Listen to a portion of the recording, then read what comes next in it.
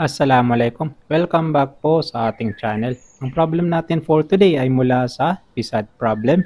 And itong problem na ito ay isang passboard problem na lumabas noong November 2021. The eye bolt shown is subjected to three forces.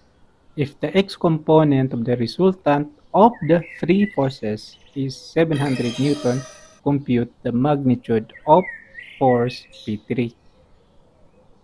Okay, so dito is binigyan tayo dito ng x component ng ating resultant. X component ng resultant nitong tatlong forces na ito.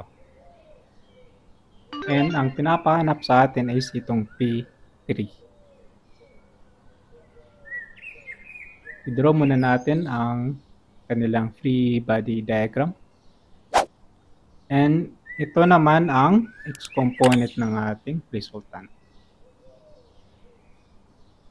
Okay, so para makapag-summation of forces tayo, horizontal and vertical, kailangan natin yung component nitong mga forces na nakaslat.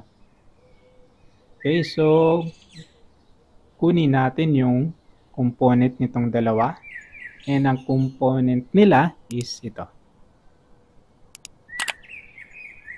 And kapag ginamit natin ang kanilang mga component, wala na itong resultant. Itong dalawang force na ito. Ayan. And pwede na tayo makapag-proceed sa ating summation of forces. Unahin natin dito sa summation of forces horizontal is equal to Rx. And ang sign convention natin dito is to the right is positive. Start tayo dito sa unknown which is P3. P3 is to the right, so positive siya. And P2x is to the right, so positive. And itong P1x is to the left, so negative.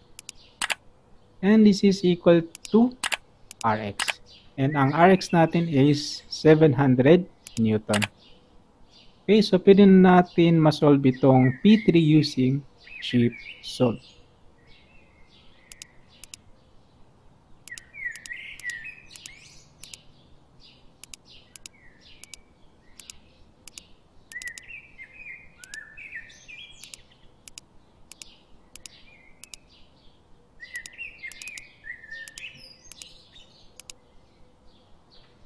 Okay, ang ating P3 is 1050 Newton.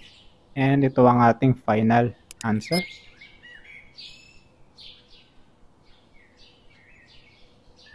Okay. Problem solved mga tol, and see you again sa ating next problem. Inshallah. Assalamualaikum.